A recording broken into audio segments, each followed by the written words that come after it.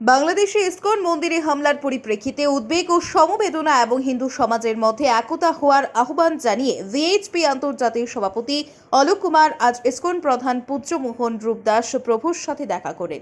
মঙ্গলবার সকালে দক্ষিণ দিল্লির কৈলাসে অবস্থিত ইসকন মন্দিরে অনুষ্ঠিত এক বৈঠকে ভিএইচপি সভাপতি বাংলাদেশের মন্দির ও ভক্তদের উপর নৃশংস হামলার ঘটনায় শোক প্রকাশ করে বলেন যে এটি প্রথম হামলা নয়, পূর্বেও ইসকন এবং তার ভক্তরা জিহাদিদের আক্রমণ সহ্য করেছে।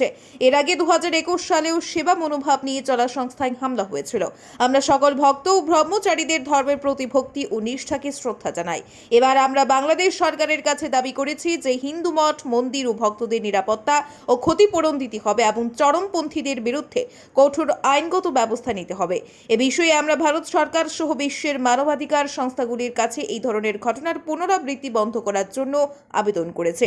এ সময় ইসকন সভাপতির সাথে ইসকনের মিডিয়া ডিরেক্টর VN দাস প্রভু এবং ঋষি কুমার দাস উপস্থিত ছিলেন। ভিএইচপির আন্তর্জাতিক সভাপতি ও ইসকনকে আশ্বস্ত করেছেন যে এই সংকটের সময়ে ভিএইচপির পাশাপাশি সমগ্র হিন্দু সমাজ তাদের পাশে দাঁড়িয়েছে এবং যেখানেই প্রয়োজন আমরা সবাই একসঙ্গে একজোট হয়ে কাজ করব।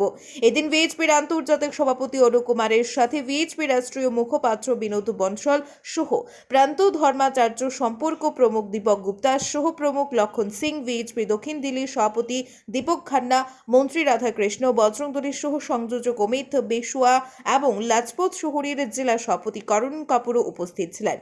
ব্যুরো রিপোর্ট, আজকের বরাক।